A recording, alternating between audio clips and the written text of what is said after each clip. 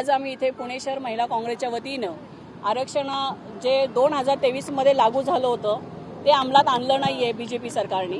त्याच्यासाठी आज आम्ही पुणे शहरामध्ये पुणे शहर महिला काँग्रेसच्या वतीने आज आंदोलन घेत आहोत।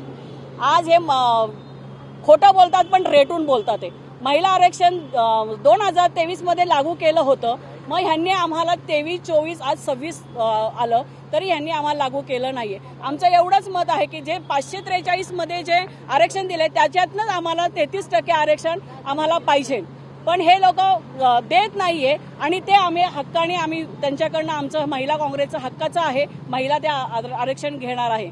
आणि महिला काँग्रेस हे बीजेपी सरकार जे बोलतंय की काँग्रेस हे महिलांच्या विरोधात आहे, पण महिलांच्या विरोधात काँग्रेस नाहीये, कारण की पहिली पंतप्रधान ही काँग्रेसची होती, राष्ट्रपती काँग्रेसच्या होत्या, पुणे शहर महिला महापौर सुद्धा काँग्रेसचीच होती। तर हे लोक कशाच्या अँगलने आम्हाला सांगतात की काँग्रेस हे महिलांच्या विरोधात होतं?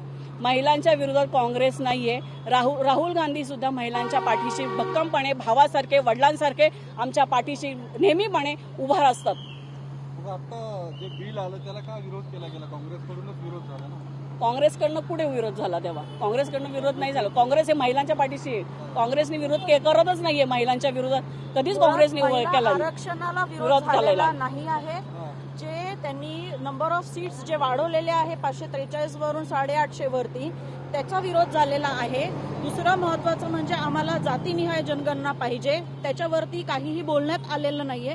ह्यामुळे काय होणार आहे तर ओबीसी समाजातले जे लोक आहेत त्यांना प्रतिनिधित्व मिळणार नाही। जे साऊथचे स्टेट दक्षिणेतले आहे किंवा पूर्वेमधले जे राज्य आहेत त्यांना पण तिथं कमी प्रतिनिधित्व देणार आहे। ह्या गोष्टीला विरोध म्हणून काँग्रेस पक्षाने किंवा जे विरोधी पक्षामध्ये जितकेही पक्ष उभे आहेत त्या सगळ्यांनी ह्या बिलला विरोध केलेला आहे। महिला आरक्षणाला नाही, जे आहे आता 543 त्याच्यावरती ॲज इट इज तुम्ही 33% देऊन द्या तर त्याला सगळेजण समर्थन करतील। ऍक्च्युली हे 543 जो आकडा आहे 543 वरती 33% आरक्षण म्हणजे 168 हा नंबर जर 2023लाच आम्हाला मिळाला असता तर आज 168 महिला स्वाभिमानाने मान ताठ करून पार्लमेंटमध्ये आपलं मत आपली भूमिका त्यांनी मांडली असती। आता काय झालेलं आहे, बीजेपी सरकार फक्त इलेक्शन आलं की काहीतरी एक मोठा फुगा घ्यायचा, प्रॉपगंडा करायचा आणि भूल पाडायची नागरिकांना आणि आपल्या विजयाची बंसी कशी बाजेल ते बघायचं। याच्यामध्ये त्यांनी 543 वरनं आकडा मोठा करू व नंतर मग आरक्षण देऊ हा चुकीचा मेसेज आपल्याला दिलेला आहे। 2023ला हे पास झालेलं आहे। आपण हे सर्व आपल्या माध्यमातून मी सांगू इच्छिते, हे पार्लमेंटमध्ये सर्व नोंद झालेलं आहे। बाय कॉन्स्टिट्यूशन जर बघितलं तर 2023ला ही जर गोष्ट नमूद झाली आहे, मग तुम्ही लागू करा ना, ते लागू करा पहिले, बाकी नंतर बघूया काय होईल।